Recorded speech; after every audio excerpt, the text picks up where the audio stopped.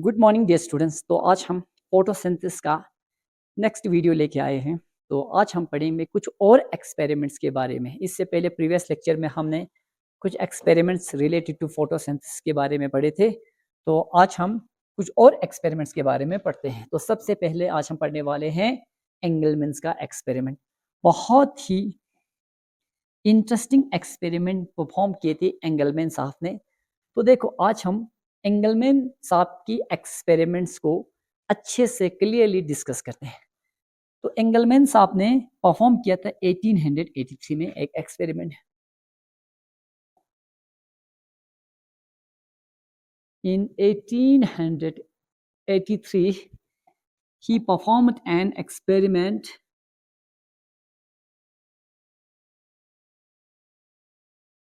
he performed an experiment using green algae.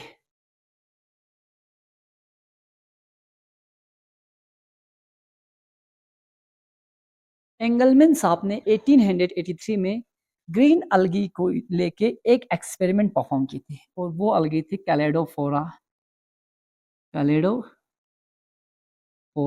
और spirogyra.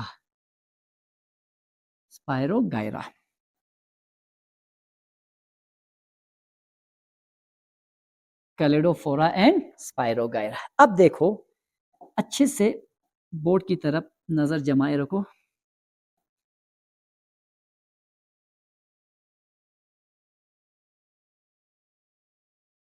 ये एक अलगी है, मान लो ये अलगी कैलेडोफोरा भी हो सकते हैं या स्पायरोगायरा। कैलेडोफोरा और स्पायरोगायरा।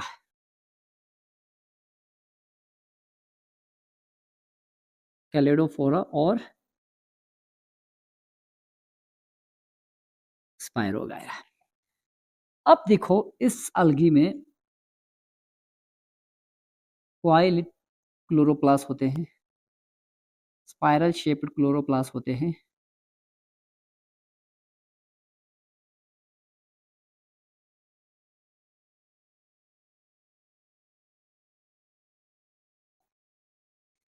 ये अलगी है और इसके अंदर जो ग्रीन कलर से मैंने बनाया दैट इज द क्लोरोप्लास्ट। अब देखो एंगलमैन साहब ने एक प्रिज्म लिया। सबसे पहले क्या लिया उसने? एक प्रिज्म।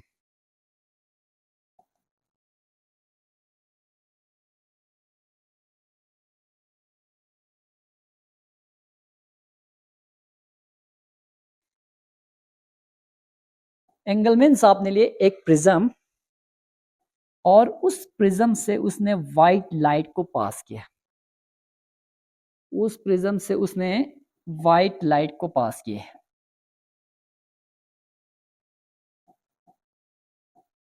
उस प्रिज्म से एंगलमैन साहब ने व्हाइट लाइट को पास किया।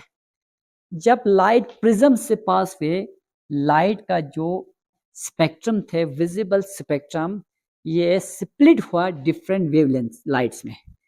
डिफरेंट टाइप्स के स्पेक्ट्रम में ये स्प्लिट हुए। जब देखो अब जब इसने वाइड लाइट को विजिबल लाइट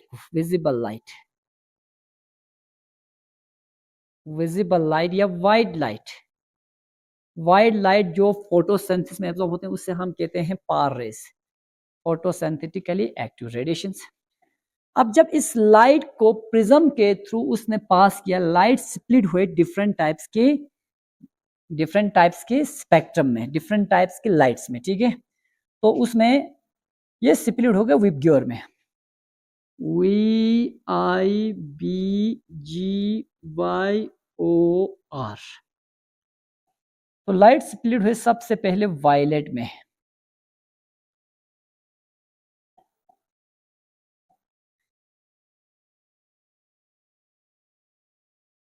वायलेट, फिर इसके बाद इंडिगो, जो कलर यहाँ है हम उससे ही बनाने की कोशिश करेंगे।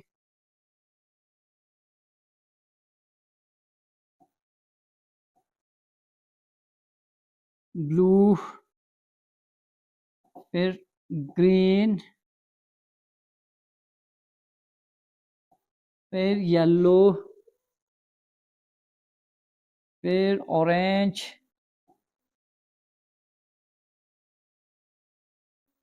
उसके बाद रेड। देखो, यानी जब एंगलमैन साहब ने एक प्रिज्म के द्वारा लाइट को पास किए तो लाइट प्रिज्म के से लाइट स्प्लिट हुए डिफरेंट टाइप के स्पेक्ट्रम में, तो जिन्हें हम नॉर्मली कहते हैं विबग्योर, यानी 7 टाइप्स के स्पेक्ट्रम में लाइट जो है वो स्प्लिट हुए, violet, indigo, blue, green, yellow, orange, red. अब देखो, जो वायलेट कलर, इस एरिया में वायलेट कलर, अब इस पोर्शन कैलेडोफोरा के इस पोर्शन में इन फिलामेंट पे इंडिगो लाइट पड़ी। अब उसके बाद यहां पे ब्लू लाइट,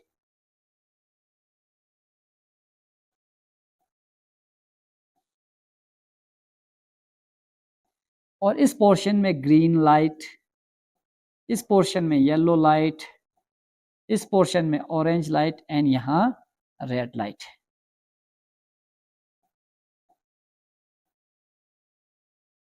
देखो, जब एंगलमैन साहब ने एक प्रिज्म के द्वारा लाइट को पास किए और उस लाइट, यानी वो लाइट प्रिज्म में से स्प्लिट होके डिफरेंट टाइप्स की स्पेक्ट्रम में स्प्लिट हुआ।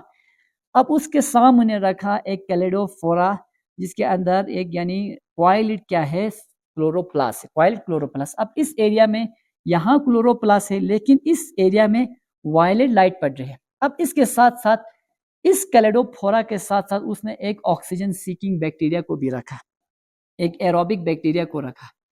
This is the aerobic bacteria, this is the suspension of aerobic bacteria, suspension of aerobic bacteria. Engelmann साहब ने 3 चीज लिया, पहला प्रिज्म, दूसरा एक कैलेडोफोरा या स्पैरोगायरा का एक अलगल फिलामेंट, उसके साथ मिक्स करके रखे कुछ एरोबिक बैक्टीरिया के सस्पेंशन। अब देखो, जब लाइट यहां से डिफरेंट टाइप्स के वेवलेंथ में, डिफरेंट टाइप्स के स्पेक्ट्रम में स्प्लिट हुए, तो इस एरिया के क्लोरोप्लास्ट में विजिबल लाइट पड़ी, इस एरिया में इंडिगो लाइट पड़े, इस एरिया में ब्लू लाइट। जहां ब्लू लाइट पड़ रही थी वहां पे इस एरिया में ये ऑक्सीजन सीकिंग बैक्टीरिया बहुत ज्यादा जमा हो रहे थे, बहुत ज्यादा एक्यूमुलेट हुए। और इस ब्लू एरिया में ऑक्सीजन सीकिंग बैक्टीरिया का पॉपुलेशन बहुत ज्यादा देखने को मिला। यहाँ थोड़ा कम कम हो रहे थे, यहाँ ऑक्सीजन सीकिंग बैक्टीरिया कम, ऑक्सीजन सीकिंग बैक्टीरिया कम। अब इस रेड एरिया में फिर से ये oxygen seeking bacteria, aerobic bacteria का एक्युमुलेशन ज्यादा देखने को मिला। देखो, अब इसका रीजन तो हम आगे डिस्कस करते हैं। यहाँ पे जहां ब्लू लाइट जो है स्ट्राइक कर रहे थे, जहां ब्लू लाइट एब्जॉर्ब हो रहे थे, जिस एरिया में ब्लू लाइट ज्यादा एब्जॉर्ब हो रही थी और रेड लाइट एब्जॉर्ब हो रहे थे, उस एरिया में ऑक्सीजन सीकिंग बैक्टीरिया, ऑक्सीजन ढूंढने वाले बैक्टीरिया, एरोबिक बैक्टीरिया का एक्युमुलेशन ज्यादा था। एरोबिक बैक्टीरिया एक्युमुलेट्स, यानी मैक्सिमम एरोबिक बैक्टीरिया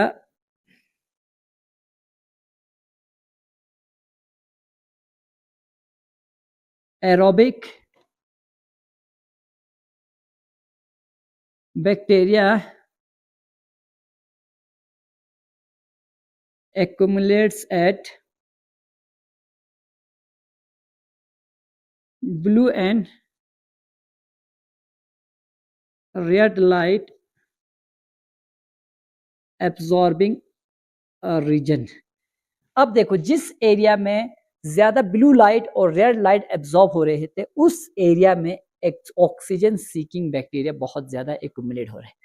तो आप लोग बता दीजिए क्यों हो रहे थे? क्योंकि ब्लू लाइट में फोटोसिंथेसिस ज्यादा हो रहे थे, क्लोरोफिल पिगमेंट ब्लू लाइट और रेड लाइट को ज्यादा एब्जॉर्ब कर रहे थे। ज्यादा एब्जॉर्प्शन ऑफ लाइट मीन्स ज्यादा मैक्सिमम इवोल्यूशन ऑफ ऑक्सीजन, ज्यादा ऑक्सीजन रिलीज हो रहे थे। अब ऑक्सीजन रिलीज हो गया तो ये बैक्टीरिया इस ऑक्सीजन के लिए तो यहाँ पे एक्युमुलेट हो रहे थे, ये बैक्टीरिया ऑक्सीजन के लिए एक्युमुलेट हो रहे थे।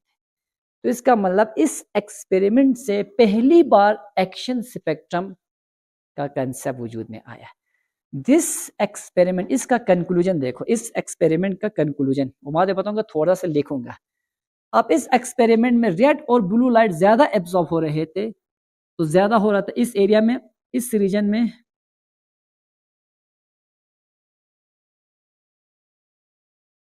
इस एरिया में क्या हो रहा था, मैक्सिमम फोटोसिंथेसिस हो रहे थे।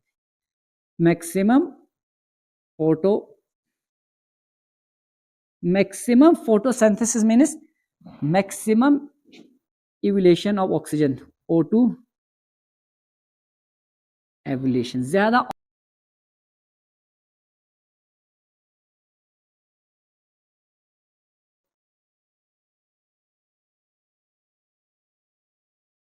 when light was illuminated through prism, को मैंने क्या कहा, visible spectrum.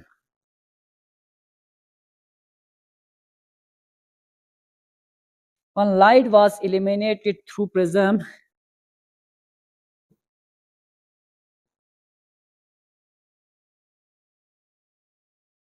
chloroplast of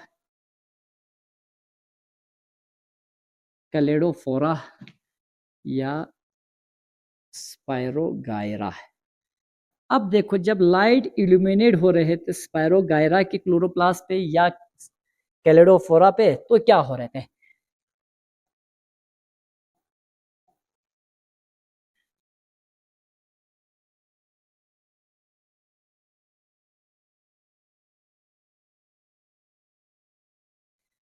aerobic bacteria accumulates at the region of red, at the region of blue and red light absorbing portion, red light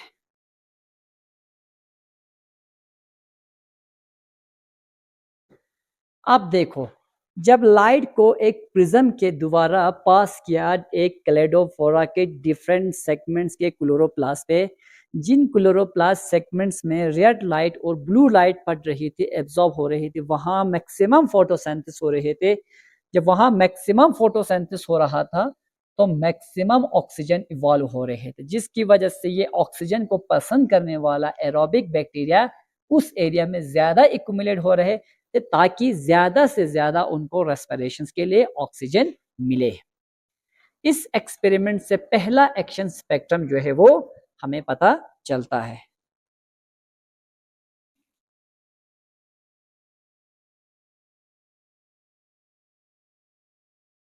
आप देखो, ये तो शायद आपने लिख लिया होगा, थोड़ा सा इसको जूम इन करते हैं।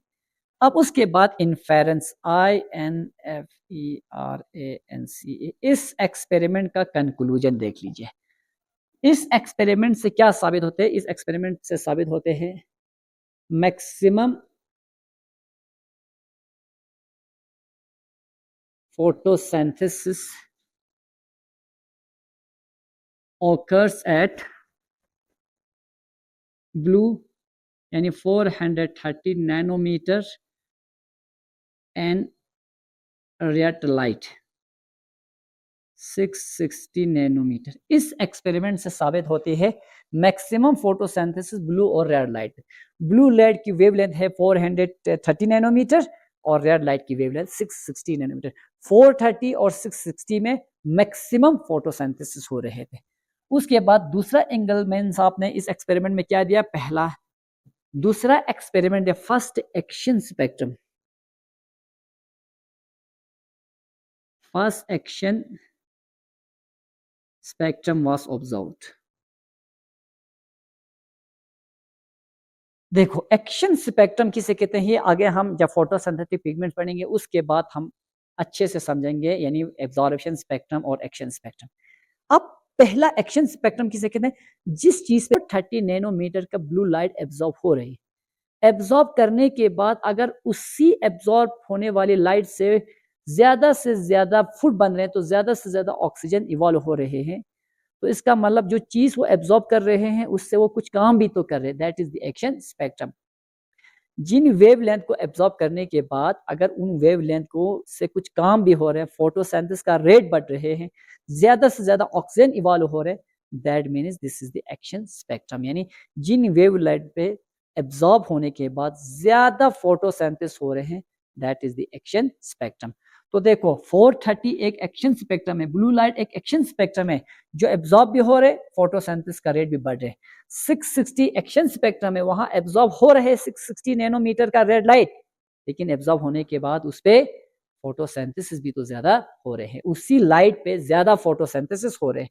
ये पहला एक्सपेरिमेंट था। अब उसके बाद नेक्स्ट एक्सपेरिमेंट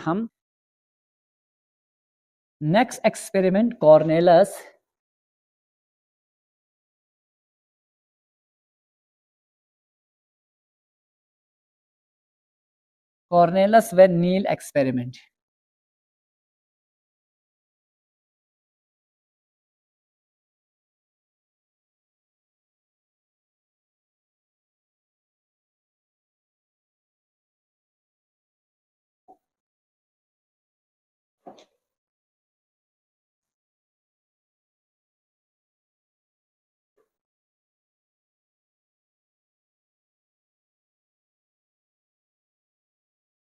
कॉर्नेलस व नील साहब एक माइक्रोबायोलॉजिस्ट थे, माइक्रोबायोलॉजिस्ट। वो काम कर रहे थे ग्रीन और पर्पल सल्फर बैक्टीरिया में।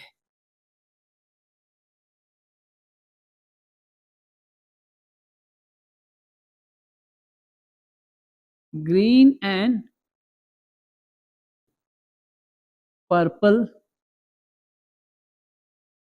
सल्फर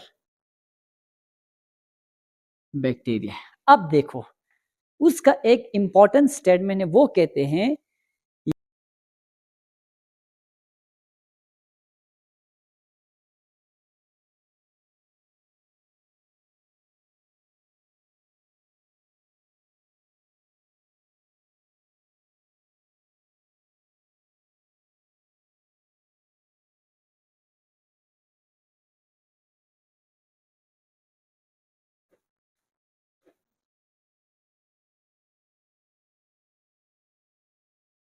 नील साहब एक माइक्रोबायोलॉजिस्ट था और वो काम कर रहे थे, उसने काम किया था ग्रीन और पर्पल फोटोसिंथेटिक बैक्टीरिया पे। अब देखो वो कहते हैं hydrogen from a suitable compound reduces carbon dioxide to carbohydrate. वो कहते हैं हाइड्रोजन यानी किसी सूटेबल कंपाउंड वो डोनर के तौर पे काम करते हैं, यानी कोई भी सूटेबल कंपाउंड एक डोनर के तौर पे काम करते हैं। अब वो देखो 2H2O 2H2A लिखो प्लस CO2, ये एक कुछ भी हो सकता है। ए की जगह आप H2O भी लिख सकते हो वाटर, ए की जगह पे आप H2S लिख सकते हो, यानी H2A कोई भी हो सकता है, कोई भी compound.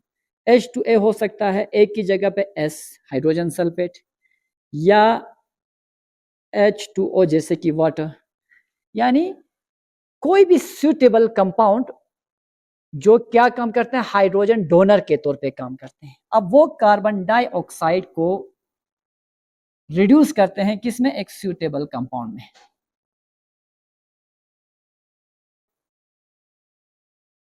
CH2A plus H2O plus A2।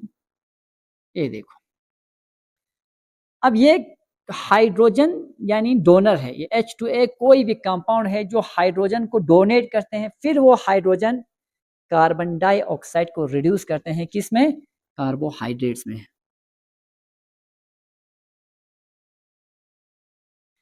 अब देखो इसको मैं इजी एग्जांपल में लिखता हूं। मान लो H2O है प्लस CO2 है।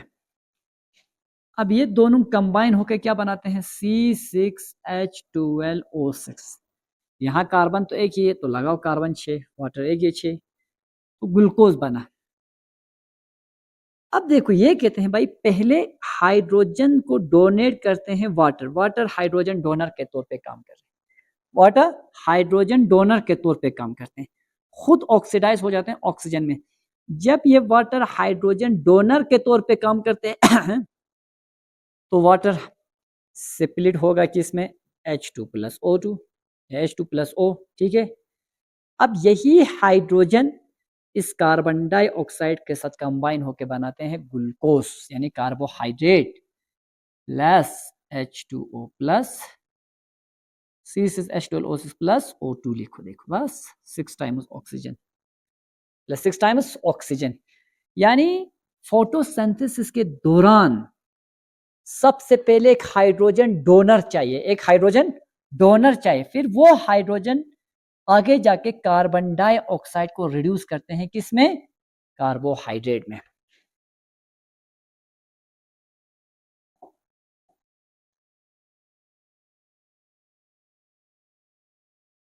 इन green plants water act as hydrogen donor के तौर पे, वाटर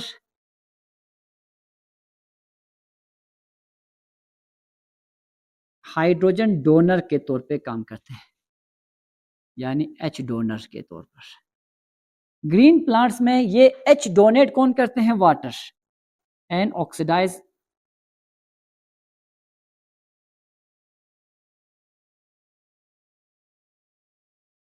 वाटर का ऑक्सीडेशन, यानी वाटर का ऑक्सीडेशन होते हैं, वाटर ब्रेक हो जाते हैं H2 प्लस O में, फिर यही हाइड्रोजन आगे जाके कार्बन डाइऑक्साइड के साथ कंबाइन होके बनाते हैं ग्लूकोज यानी कार्बोहाइड्रेट। अब देखो, अब इस एक्सपेरिमेंट से पहला एक्सपेरिमेंट, दूसरा एक्सपेरिमेंट में अगर हम वाटर की जगह H2S यूज किया, हाइड्रोजन सल्फेट, हाइड्रोजन सल्फाइड को यूज करने के बाद उसको कंबाइन किया कार्बन डाइऑक्साइड के साथ, कार्बन डाइऑक्साइड के साथ, तो यहां पे कंपाउंड बनेगा फिर से C6H12O6 प्लस, अब इस बार ऑक्सीजन रिलीज नहीं होगा, इस बार सल्फर रिलीज होगा, S2 गैस, सल्फर गैस यानी सल्फर गैस रिलीज होगा, सल्फेट। अब इस एक्सपेरिमेंट से साबित होते हैं कि जो फोटोसिंथेसिस के दौरान ऑक्सीजन बाहर निकलते हैं वो ऑक्सीजन क्या कार्बन डाइऑक्साइड से निकलते हैं या वाटर से। So from this experiment, it is clear that oxygen evolved during photosynthesis come from water, not from CO2. इस एक्सपेरिमेंट का कंक्लूजन है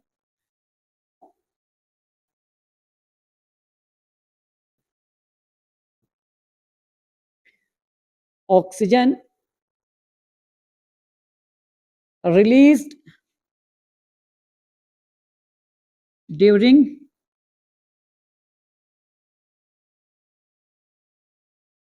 photosynthesis came from water, not from CO2.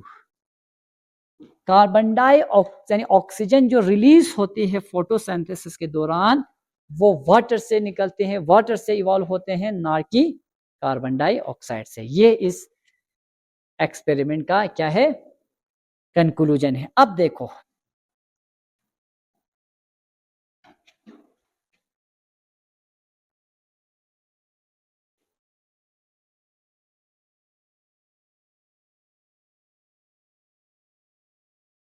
this was later proved using a radioactive isotopic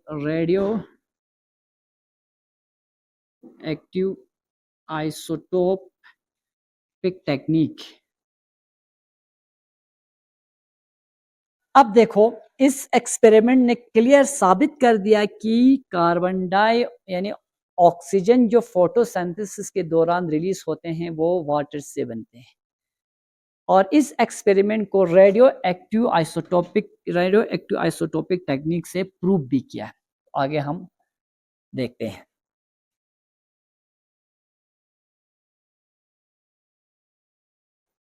evidence that supports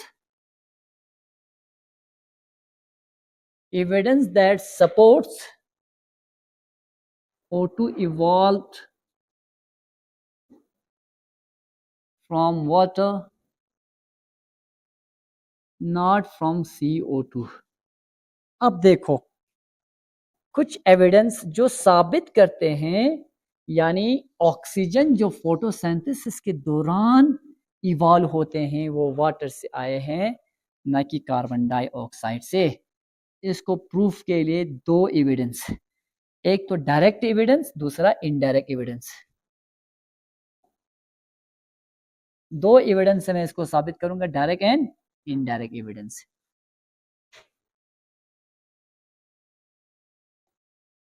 अब देखो direct evidence, indirect evidence.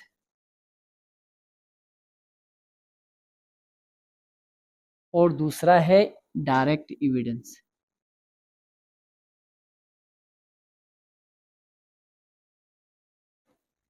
अब indirect evidence क्या है? जिससे साबित हो कि ऑक्सीजन फोटोसिंथेसिस के दौरान वाटर से आया है न कि कार्बन डाइऑक्साइड से। अब इधर देखो, आप सब ने देखा होगा ग्रीन प्लांट्स में फोटोसिंथेसिस के दौरान यूज करते हैं H2O, H2O, और बाय प्रोडक्ट के तौर पे रिलीज होता है ऑक्सीजन। ठीक है, दूसरा एविडेंस है green sulphur bacteria. Green sulphur bacteria use करते हैं H2S, कार्बन डाइऑक्साइड तो दोनों यूज करते हैं, ये भी CO2 यूज करते हैं, ये भी कंबाइन करते हैं CO2।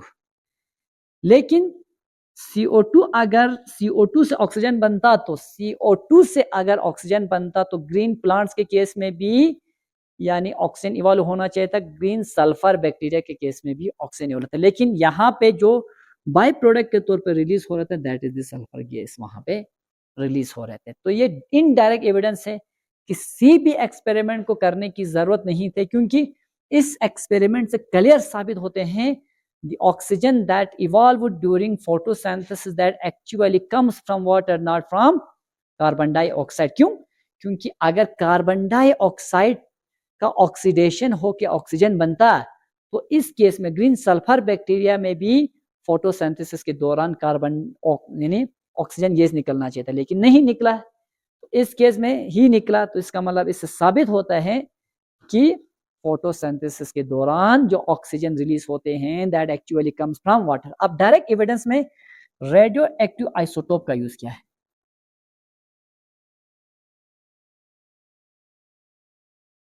रेडियो एक्टिव आइसोटोप का यूज किया। अब यहाँ पे कार्बन डाइऑक्साइड, इस कार्बन डाइऑक्साइड में जो ऑक्सीजन है वो नॉर्मल ऑक्सीजन है यानी 16 ऑक्सीजन 16 यूज की, प्लस वाटर, वाटर में जो ऑक्सीजन है वो रेडियो एक्टिव ऑक्सीजन यूज किया, ऑक्सीजन 18। ऑक्सीजन इसके अंदर जो ऑक्सीजन है वो लेवल किया oxygen 16, this is the oxygen 18। अब उसके बाद देखा यहाँ बना glucose C6H12O6 plus 6 times O2। लेकिन जो O2 बाहर निकला, अगर कार्बन डाइऑक्साइड का ऑक्सीजन निकलता तो यहाँ पे ऑक्सीजन कौन सा ऑक्सीजन होना चाहिए? ऑक्सीजन 16, लेकिन ऑक्सीजन 16 नहीं था बल्कि ऑक्सीजन 18 था, ऑक्सीजन 18 था। तो रेडियो एक्टिव ऑक्सीजन बाहर रिलीज हुआ। इस एक्सपेरिमेंट से साबित होते हैं कि oxygen is released during photosynthesis actually come from water not from carbon dioxide। ये था दूसरा एक्सपेरिमेंट। अब तीसरा और लास्ट एक्सपेरिमेंट आज हम पढ़ने वाले हैं दैट इज इमर्सन इफेक्ट या red drop experiment. Number third experiment red drop experiment.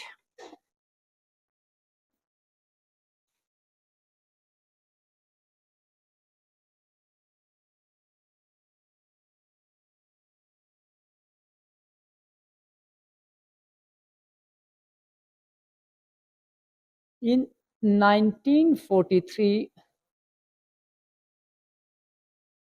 Robert Emerson and Charlton Lewis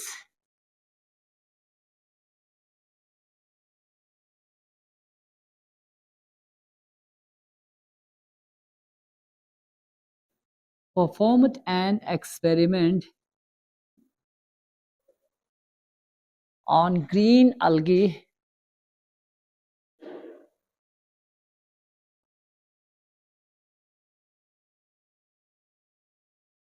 उस algae का नाम था क्लोरिला पाइरिनोडोसा।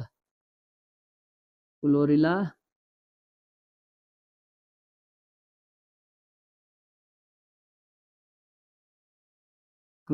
पाइरिनोडोसा।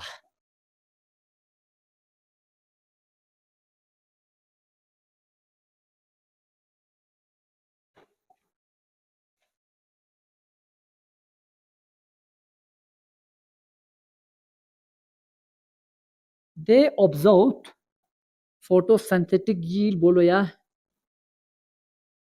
photosynthetic yield बोलो या quantum yield।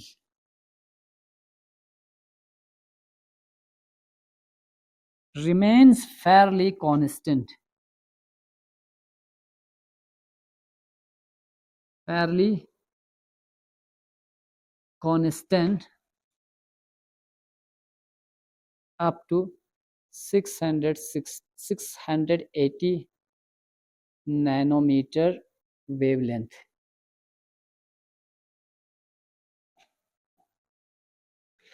तीसरा पॉइंट, पहले मैं सारा पॉइंट लिखूंगा उसके बाद समझाऊंगा, ठीक है। तीसरा पॉइंट देखो,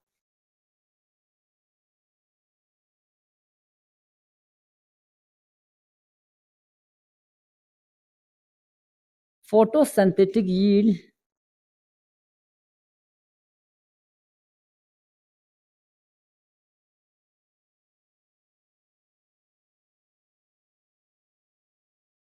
decrease abruptly at 680 nanometer or beyond 680 nanometer।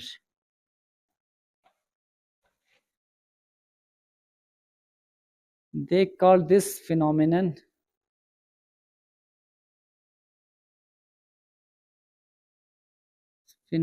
as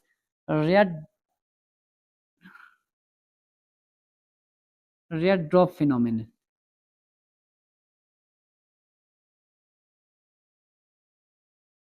अब देखो, रॉबर्ट एमरसन और चार्ल्टन लेविस एक ग्रीन अलगी पे काम कर रहे थे क्लोरिला पाइरिनोडोसा में। करेंगे, दिस इज द सन, ये है सन। अब देखो, सन से सबसे पहले तो हमें जो आंखों से नजर आती है वो एक ही लाइट है, वाइट लाइट, वाइट लाइट, ठीक। लेकिन एक्चुअली इस वाइट लाइट के अंदर 7 कलर्स के लाइट होते हैं, 7 कलर्स के लाइट। यानी अब इसके अंदर ठीक से देखा जाए तो इसमें होते हैं विबग्योर, VIBGYOR, विबग्योर होते हैं। इसमें होते हैं वायलेट कलर, ये, फिर इंडिगो कलर, फिर होते हैं ब्लू कलर, ब्लू, फिर ग्रीन, येलो, ऑरेंज, रेड, ये सारे कलर्स होते हैं। अब देखो, यहां पे मैं बनाऊंगा एक क्लोरिला को, यानी एक green अलगी। This is the chlorella, this is the chlorella, ये इसका क्लोरोप्लास्ट है, ठीक है। अब जब इन दोनों ने इस क्लोरिला के chloroplast, this is the cup like chloroplast, सबसे पहले इन्होंने वायलेट लाइट दिए इसको, फोटोसिंथेसिस हुए, फोटोसिंथेसिस हुआ तो फोटोसिंथेटिक यील्ड, फोटोसिंथेटिक यील्ड तो बना फॉर एग्जांपल 20 kg पर मीटर स्क्वायर बना। अब उसके बाद जब उसने उसके बाद इंडिगो यानी वायलेट के बाद इंडिगो लाइट दिए, अब फोटोसिंथेसिस यील्ड और भी बढ़ गया, 20 से 22 kg पर मीटर स्क्वायर हो गए इस हिसाब से। उसके बाद उसने इंडिगो के बाद ब्लू लाइट दिए और भी बढ़ गए, उसके बाद ग्रीन बढ़ा तब भी ठीक रहा, उसके बाद येलो दिए तब भी ठीक रहा, लेकिन उसके बाद जब उसने आखिरी रेड दिया 680 नैनोमीटर की वेवलेंथ, तब 680 से थोड़ा ऊपर का वेवलेंथ देना शुरू किया, यानी 700 नैनोमीटर की लाइट दे, तब फोटोसिंथेसिस रुक गए।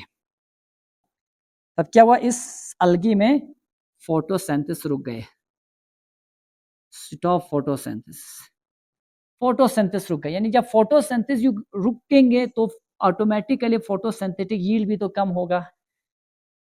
मैंने कहा फोटोसिंथेटिक यील्ड या क्वांटम यील्ड ये डिक्रीज होगा। क्वांटम यील्ड में नंबर ऑफ ऑक्सीजन, जैसे जैसे फोटोसिंथेसिस होगी ऑक्सीजन के मॉलिक्यूल्स का इवोल्यूशन भी ज्यादा होगा, या decrease in quantum yield. Quantum yield भी डिक्रीज हो गए 680 तक। देखो 400 नैनोमीटर, फिर इसके बाद 430 नैनोमीटर, 500, 600, इसी तरह जैसे जैसे उसने डिफरेंट इंटेंसिटीज की वेवलेंथ दी, तब तक 680 तक तो फोटोसिंथेसिस ठीक चल रहा, तब प्रोडक्ट बन रहे थे, ऑक्सीजन की इवोल्यूशन बढ़ रहा था। लेकिन जैसे ही 700 नैनोमीटर से ज्यादा या 680 नैनोमीटर से ज्यादा इंटेंसिटीज की वेवलेंथ दे इल्यूमिनेट किया, तब फोटोसिंथेसिस रुक गए, ऑटोमेटिक फोटोसिंथेसिस रुक गए। अब देखो इसको मैं एक ग्राफ के जरिए भी दिखाता हूं, ठीक है। अब हम बनाएंगे एक ग्राफ।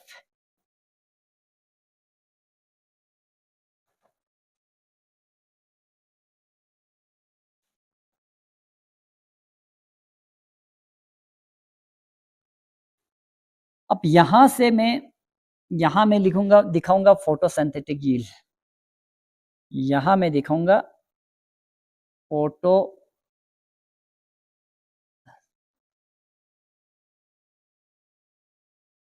फोटोसिंथेटिक यील्ड, और यहां मैं दिखाऊंगा वेवलेंथ।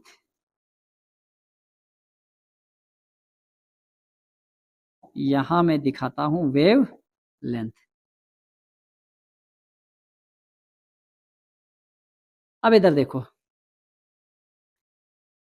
380,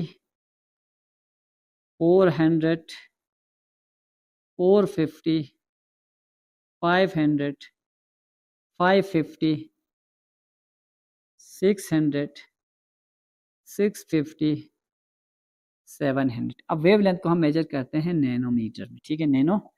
अब इधर देखो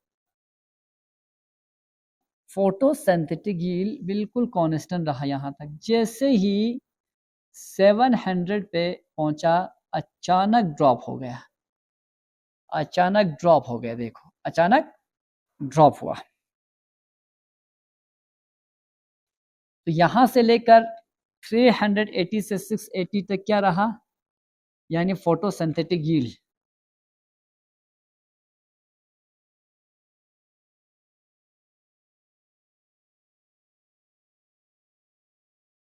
कांस्टेंट रहा। लेकिन यहां पे क्या हो रहा है, ड्रॉप हो रहा है। फोटोसिंथेटिक यील्ड ड्रॉप हो रहा है, इसी को उसने कहा रेड ड्रॉप। अब इस 700 से ऊपर वाले रीजन को हम कहते हैं far red region, far red region, this is the red region. यानी जैसे भी आप किसी यानी प्लांट्स को 380 नैनोमीटर से लेके 700 नैनोमीटर तक डिफरेंट इंटेंसिटीज, डिफरेंट वेवलेंथ की लाइट दे दो, वहां फोटोसिंथेटिक रेट कांस्टेंट रहे। जैसे ही 680 से अबो बियॉन्ड रेंज में आप वेवलेंथ इनकी वेवलेंथ दे रहे हो, वहां फोटोसिंथेटिक रेट ड्रॉप हो रहे, कम हो रहा है। अब उसके बाद और एक कंसेप्ट दिया उन्होंने, Emerson enhancement. Emerson enhancement effect, Emerson enhancement effect, Emerson enhancement effect. अब इधर देखो, अब क्या किया इमर्सन ने, एक ग्रीन प्लांट लिया, पत्ता लिया। सबसे पहले इस green parts of the plants को लेस देन 600, इस ग्रीन प्लांट्स को सबसे पहले कौन सी इंटेंसिटी के लाइट दे, लेस देन 680 नैनोमीटर्स के लाइट्स दे, ठीक है। अब उसके बाद यहाँ प्रोडक्ट, तो इस लीप में प्रोडक्ट बनेंगे, प्रोडक्ट या यील्ड। अब यहाँ पे जो प्रोडक्ट बना उस प्रोडक्ट को उसने नाम दिया एक्स, प्रोडक्ट को नाम दिया एक्स।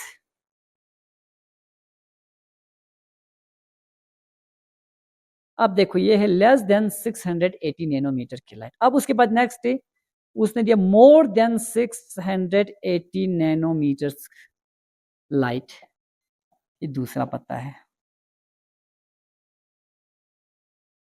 अब इसके अंदर जो प्रोडक्ट बना उस प्रोडक्ट को उसने नाम रखा वाई।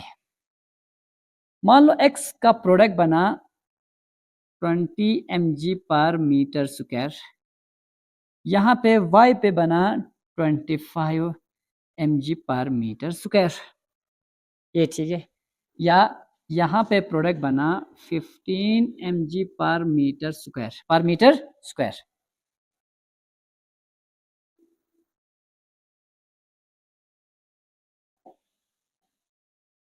अब तीसरा एक्सपेरिमेंट उन्होंने क्या किया, लाइट दिए दोनों टाइप के, लेस देन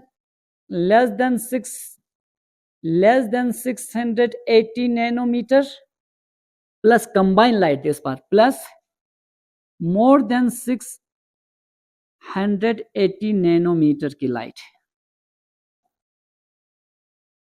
अब जब उन्होंने टू बीम ऑफ लाइट दी, एक बीम ऑफ लाइट has यानी nanometre of less than 680 nanometer and one another beam of light has light intensity of more than 680 nanometer। अब इस बार जो प्रोडक्ट बना उस प्रोडक्ट उसने रखा Z। अब Z प्रोडक्ट जो है वो क्या है, A प्लस B से भी ज्यादा, यानी Z is far more than X plus Y, far more than X plus Y।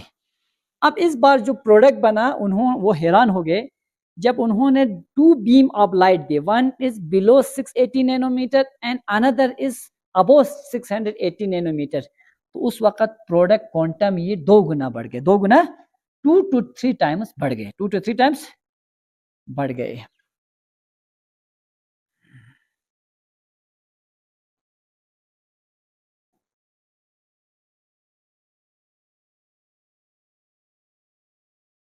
When they applied two beam of light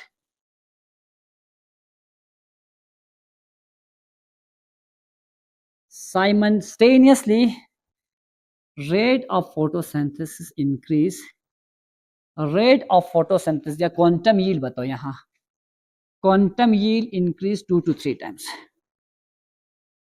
photo synthetic yield बोलो या quantum yield increases 2 to 3 times. अब जब उन्होंने एक साथ 2 टाइप्स के बीम्स ऑफ लाइट दिए green plants के पत्ते पे, तो इस वक्त उन्होंने कुछ एक्स्ट्रा देखा। इस वक्त उन्होंने देखा जब बिलो 680 नैनोमीटर और अबो 6 नैनोमीटर के लाइट को दोनों को एक साथ दिए तो रेट ऑफ फोटोसिंथेसिस 2 से 3 गुना बढ़ गए। जब सिंगल इतना दिया 20 mg, जब अकेला वाई यानी मोर देन था 15 mg, जब दोनों दिए तो 40 mg पर मीटर स्क्वायर। तो इसका मतलब रेट ऑफ फोटोसिंथेसिस 2 गुना बढ़ गए। इस एक्सपेरिमेंट से साबित हुआ टू फोटो सिस्टम। अब इस कंसेप्ट को इन्होंने कहा इमर्सन इनहांसमेंट इफेक्ट, इसी कंसेप्ट को इन्होंने कहा इमर्सन इनहांसमेंट इफेक्ट। अब इसको मैं एक ग्राफ के द्वारा दिखाऊंगा, ठीक है, इधर देखो।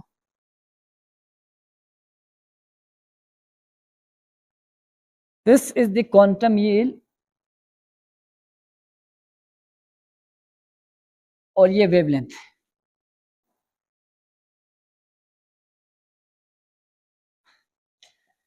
अब देखो जब 680 नैनोमीटर दिए, फिर इसके बाद 700 नैनोमीटर, फिर तीसरा कंबाइन दिया 680 प्लस 700 नैनोमीटर। तो ग्राफ हमें क्या दिखाएंगे, देखो 680 नैनोमीटर पे फोटोसिंथेसिस हुआ इतनी, 700 अकेला नैनोमीटर पे उतनी फोटोसिंथेसिस तो नहीं हुआ, इतना है। लेकिन जब दोनों beam of light, two beam of light को कंबाइन दिए तो रेट ऑफ फोटोसिंथेसिस 2 से 3 गुना बढ़ गए।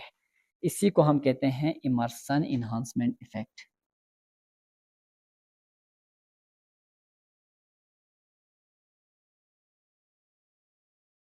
Quantum yield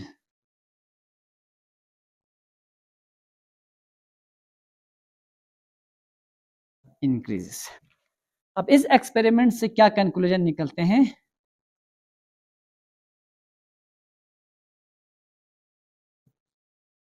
occurrence of two photo system,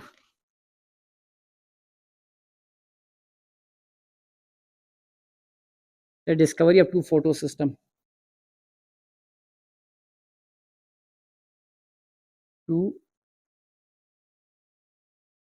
इस एक्सपेरिमेंट से दो फोटो सिस्टम का पता चला, that is photo system first, photo system first को हम कहते हैं P700 and photo system second P680 P600। अब देखो इमर्सन और चार्ल्टन की एक्सपेरिमेंट के बाद पता चला कि प्लांट्स की लीव्स में दो टाइप के, प्लांट की लीफ के क्लोरोप्लास्ट में दो टाइप के फोटो सिस्टम है। एक फोटो सिस्टम P700 जो है वो 700 से अबो नैनोमीटर के लाइट को एब्जॉर्ब करते हैं, और P680 नैनोमीटर का जो फोटो सिस्टम है जिनमें जो क्लोरोफिल्स प्रेजेंट हैं वो बिलो 680 यानी बिलो 700 नैनोमीटर्स की लाइट को एब्जॉर्ब करते हैं। तो डिफरेंट टाइप्स के, डिफरेंट इंटेंसिटीज के, डिफरेंट यानी वेवलेंथ के लाइट को एब्जॉर्ब करने के लिए नेचर्स ने इन प्लांट्स के क्लोरोप्लास्ट में दो टाइप के फोटो सिस्टम दिए हैं। एक फोटो सिस्टम जिनमें जो भी क्लोरोफिल पिगमेंट प्रेजेंट है वो बिलो 680 नैनोमीटर के लाइट को एब्जॉर्ब करते हैं, और जिन प्लांट्स में यानी दूसरा photo system second photo system जिनका P700 है वो यानी हायर वेवलेंथ की लाइट को एब्जॉर्ब करते हैं। तो नेचर्स ने प्लांट में दो फोटो सिस्टम दिए, वन फोटो सिस्टम, और जो क्लोरोफिल पिगमेंट उस फोटो सिस्टम के अंदर प्रेजेंट होते हैं वो बिलो 680 नैनोमीटर के लाइट को एब्जॉर्ब करते हैं। उस फोटो सिस्टम को हम कहते हैं P680। यानी यहाँ पे फोटो सिस्टम 1 P7 क्यों दे? क्योंकि ये डिस्कवरी के है, सबसे पहले साइंटिस्ट ने डिस्कवर किया था ये वाला फोटो सिस्टम P700, इसलिए फोटो सिस्टम फर्स्ट का नाम पड़ गया P700। और दूसरा बाद में डिस्कवर हुआ था फोटो सिस्टम सेकंड, लेकिन इसकी लाइट को एब्जॉर्ब करने की एफिशिएंसी कैपेबिलिटी थी वो बिलो 680 नैनोमीटर थे। तो नेचर ने प्लांट्स में के क्लोरोप्लास्ट में दो टाइप के फोटो सिस्टम रखे हैं।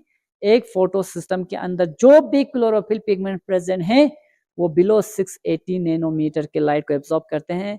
That photo system is called photo system second, and those photosystem present in chloroplast and the chlorophyll pigment associated with that photosystem which absorb light intensity of more than 700 nanometer, that photosystem is called P700 और photosystem fast। तो आज यहीं पे इस topic को close करते हैं। तो जो भी एक्सपेरिमेंट्स फोटोसिंथेसिस से रिलेटेड थे वो सब कंप्लीट हो गया। कल हम फोटोसिंथेसिस के इंट्रोडक्शन से पढ़ेंगे, ठीक है। तो कल से हमारा टॉपिक बिल्कुल स्टार्ट होगा, इंट्रोडक्शन फोटोसिंथेसिस, फिर फोटोसिंथेटिक पिगमेंट्स, फिर आगे ऐसे ही हम डिस्कस करते जाएंगे। Thank you so much, thank you for your concentration.